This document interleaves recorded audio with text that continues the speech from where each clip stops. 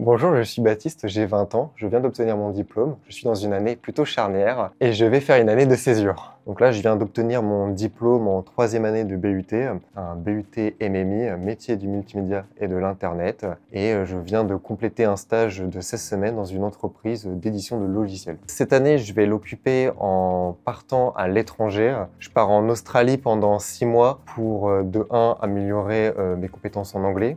Je suis dans le domaine de l'audiovisuel et c'est quelque chose qui est extrêmement important. Et de 2, de découvrir des nouvelles expériences, de ne plus être dans le confort d'être chez mes parents, etc. Donc j'ai besoin de vivre cette expérience. L'Australie, il y a plusieurs raisons. C'est un pays que je suis jamais allé, j'ai envie de découvrir. C'est un pays qui a l'air vivant. Apparemment, les gens sont sympas. Aussi pour l'accent, j'aime beaucoup l'accent australien. Si je pourrais le récupérer en côtoyant les gens, ça pourrait être sympa. C'est une question d'expérience, une question de découverte. Je pense que notre génération n'aborde pas du tout le monde du travail pareil que les générations précédentes, parce qu'on est beaucoup plus éduqué, beaucoup plus impliqué sur comment on est dans le travail, comment on se fait plus respecter, entre guillemets. Je pense notamment, par exemple, aux heures de travail. Je pense que notre génération se fixe, si on nous dit qu'on a tel temps à tel temps, ce n'est pas pour rester plusieurs heures en plus. Le travail, c'est le travail.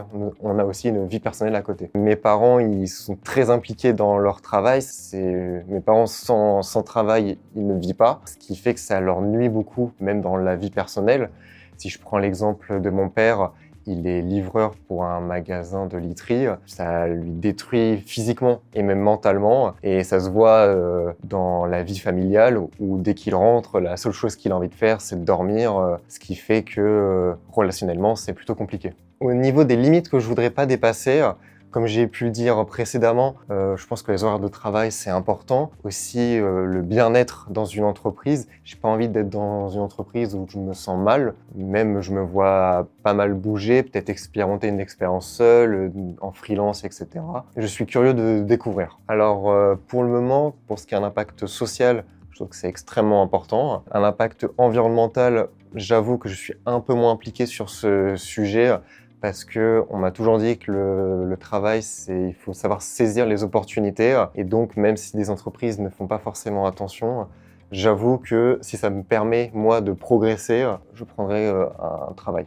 Moi, je pense qu'une des compétences les plus sous-cotées, c'est l'écoute des autres. Parce que malgré que les jeunes sont plutôt motivés, qui veulent se mettre en avant, c'est aussi bien d'être à l'écoute des personnes qui sont plus expérimentées. Il y a forcément des choses à apprendre des personnes plus anciennes. Là, à la veille de mon année de césure, je me sens bien. Je trouve que j'ai réussi les objectifs que je m'étais donnés. Donc, savoir réussir mon année, mais aussi avoir un début d'expérience professionnelle. L'un des piliers que je me mets, c'est de toujours penser à l'avenir, de me donner toujours des objectifs, que ce soit à court terme, à moyen ou à long terme.